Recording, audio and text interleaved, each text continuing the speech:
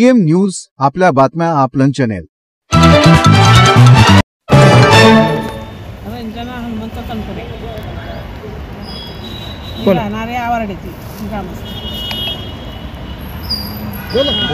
नेमकं काय झालं होतं जरा सांगा। मी थांबवायसाठी गेली इथं आमच्या इथं काढू नका नाला थांबवा इथं तुमचं असेल तेवढंच अतिक्रम आमच्यात घेऊ नका तुमचं असेल तेवढंच करा।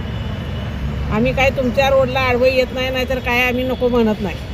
की मी ही करताना माझ्या कानाखाली दिली माझ्या गळ्यातलं मंगळसूत्र तोडून मी घेतलं।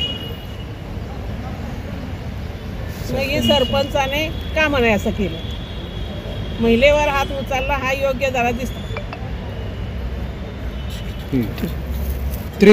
नमस्कार, माझं नाव संतोष हनुमंत तनपुरे। मी मोजे आवरडे गावचा रहिवासी असून काही एक तारखेला मी PWDचं आमच्या गावामध्ये नाल्याचं काम चालू आहे आणि रस्त्याचं पण काम चालू आहे।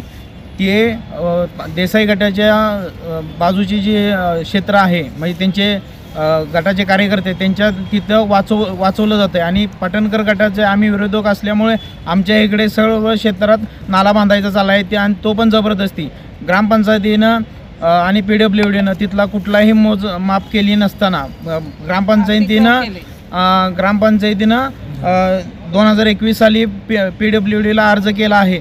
तरी आम्ही तिथं विचारपूस करण्यासाठी गेलो असता सरपंच आणि सदस्य आणि अजून दोघा तिघांनी आम्हाला आईला मला मारहाण केली। तसेच आम्ही त्या दिवशी रात्री संध्याकाळी पोलीस स्टेशनला उमरज पोलीस स्टेशनला गेलो।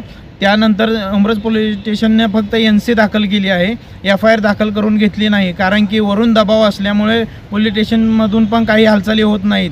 त्यांना अजून अटक केली नाही। जर आम्हाला न्याय नाही भेटला तर आईला मला न्याय नाही भेटला तर आम्ही जिल्हा कलेक्टर ऑफिसपाशी येऊन उपोषण करणार आमरण उपोषण करणार आहे।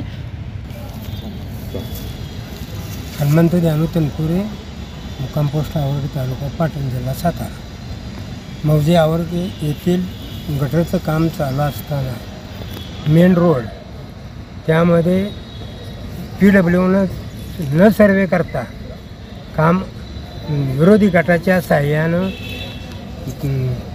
अतिक्रमण विरोध पार्टीजमध्ये अतिक्रमण करणे आणि ह्यांची जागा वाचवणे असं बांधकाम सुरू आणि आम्ही तक्रार केली असता आम्हाला जबरदस्तीनं मारहाण करीत आहे।